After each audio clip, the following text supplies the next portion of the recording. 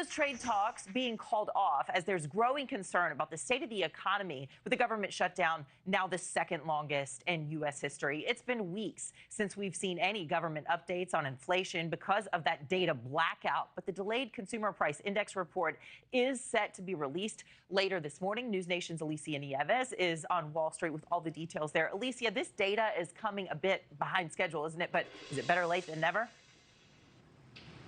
Yeah, certainly better late than never. Better to have something rather than nothing, because as you pointed out, since this government shutdown began, we've got no data coming in, no jobs report, no insight on how producers are doing. This is going to be our first gauge of any economic data since this shutdown, and it's likely going to be the only data we get until the government resumes. As you mentioned, CPI is a critical gauge on inflation. It typically drops at 8:30 in the morning, so that is what we are expecting today. But also, as you mentioned, this data is coming in late, right? About a week and a half late. It looks like the government wasn't going to deploy this data, actually had to call back some employees from the Bureau of Labor Statistics who had been furloughed to finish the report, finalize it, and then go ahead and publish it today in about an hour and a half from now or 2 hours from now when it drops. The only reason we understand that this data is even being released, and it's going to be the only data being released, is because it was needed to decide Social Security cost of living adjustments, something that could affect millions of seniors.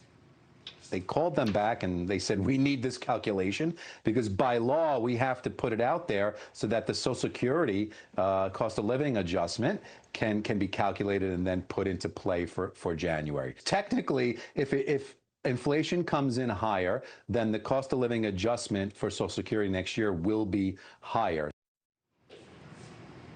Yeah, so here's what we're expecting. Economists, most who were surveyed, believe 3.1% is going to be the headline year-over-year number. That's higher than we saw before last month or the previous month's report, 2.9%. And then month over month, that's going to be about 0.4%. Anything higher than that, not only going to impact Social Security, as you heard Doug Flynn there talking about, but could certainly impact markets. You're looking right now at the pre-markets, looking to open to the upside. But if we get a number that's higher than 3.1% on headline or month over month, 0.4%, we could see markets pull back.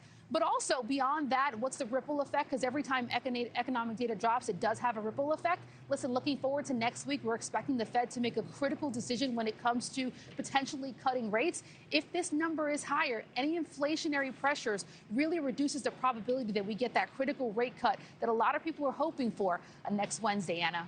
Thank you for watching. Subscribe below and download our NewsNation app right now on your phone, and you will get fact-based, unbiased news for all Americans.